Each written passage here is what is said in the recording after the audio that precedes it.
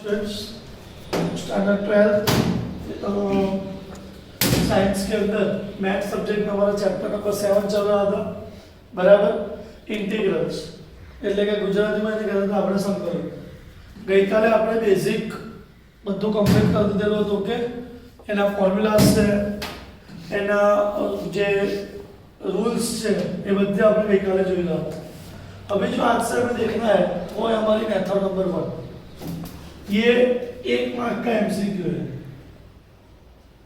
1 mark में आ सकती है या तो फिर कोई सम का एक स्टेप हो सकता है ये पर्टिकुलरली 2 या 3 मार्क में इसके सम नहीं आएंगे बराबर है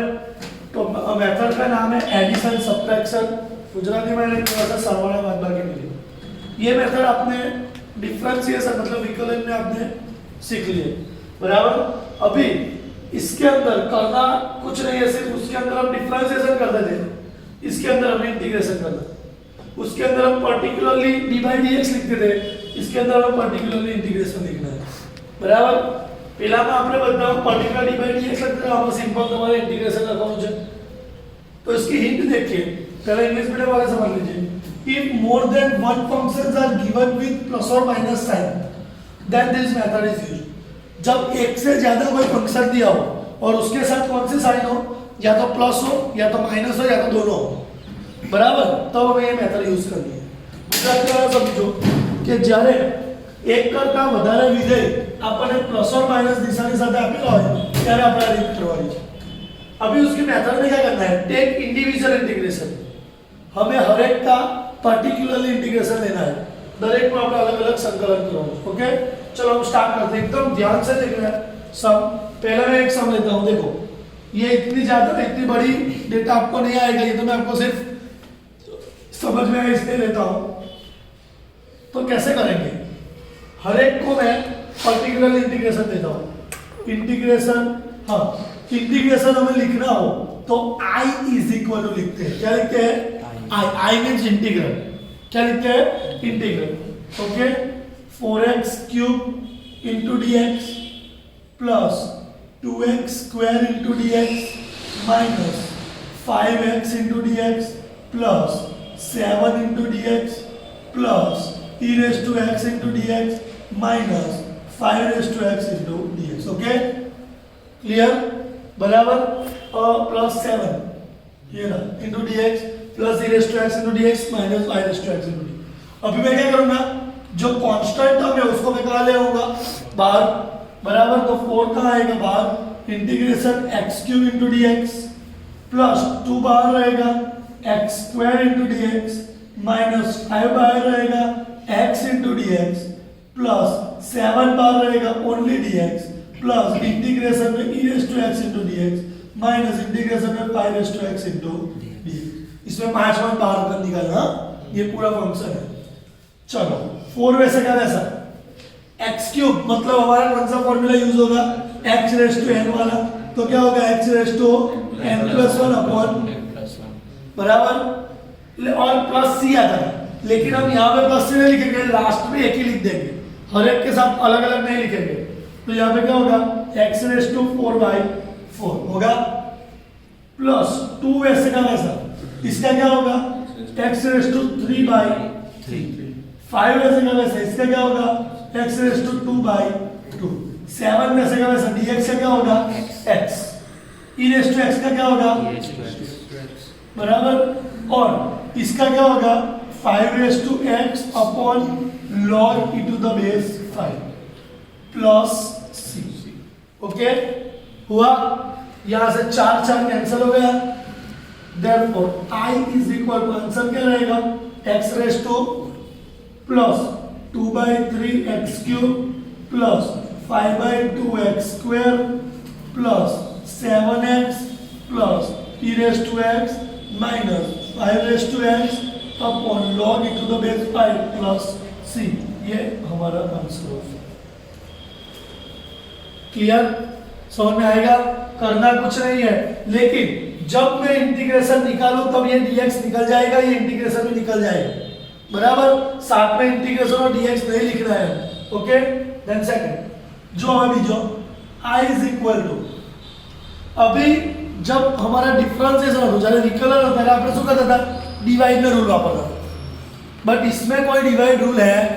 इसमें हम क्या करेंगे, डिवाइड एंड रूल, सबको अलग कर देंगे। एक लड़का है, उसके पास 2 डिशेस है खाने के लिए, तो ये लड़का पहले ये डिश खाएगा, ये लड़का पहले ये डिश खाएगा, दोनों अलग अलग खाएगा। तो क्या होगा, integration of 3x² divide by x into dx, बीच में integration 5x by x into dx। ये कब होता है, जब बेस में एक ही टर्म हो तब। જ્યારે પણ બેઝમાં એક જ ટર્મ હોય ને ઉપર એક કરતા વધારે ટર્મ હોય ત્યારે આ કરવાનું, બંનેને અલગ અલગ આપી દો। यहाँ से एक x कैंसिल हो जाएगा,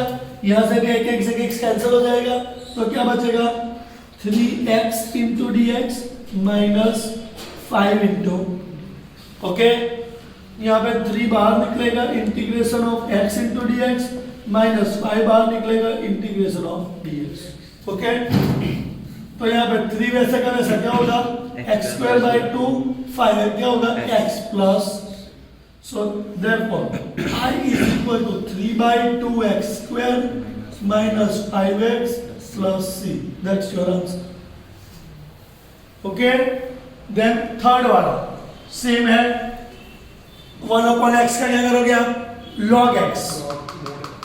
1/x का log mod x, बराबर। चलो स्टार्ट करते हैं। I is equal to integration of 1/x into dx minus integration of 3x cube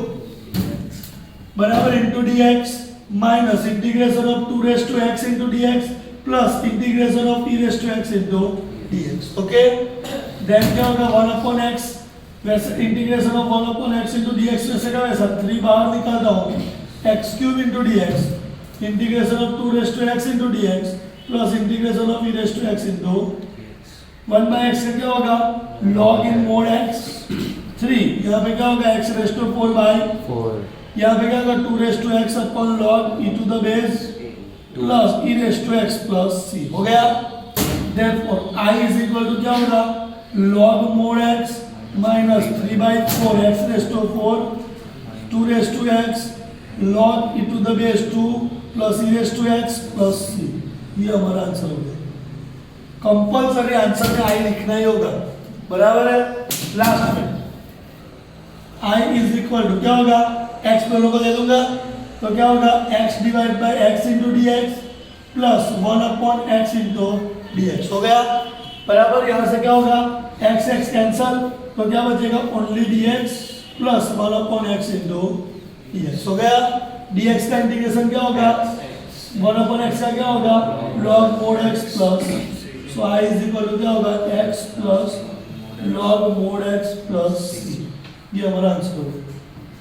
इसी तरीके से आपको कोई यहाँ पे x की जगह पे x² भी आ सकता है, वो मैं करवाता हूँ, लेकिन ये सिंपल टर्म है। इसके अंदर हमने 2 मेथड देखी, एक सिंपली मेथड और दूसरी डिवाइड में ऐसी कोई बेस आए जो। अभी हाँ इसके में x+1 आवे ना, तो ये नहीं था, x+1 बताया ना आप। हाँ देखो ऐसा होता है कि भाई 3x² minus 5x plus 2 upon x+1, तब जाके ये मेथड नहीं होगी, क्योंकि नीचे डिवाइड में कितने टर्म है, तो उसके लिए अलग मेथड होगी, वो मैं कराऊंगा। लेकिन यहाँ तक अभी से इतना समझो कि डिवाइड में जो एक ही टर्म हो तो क्या कर देने का, सबको अलग अलग दे देने, ओके।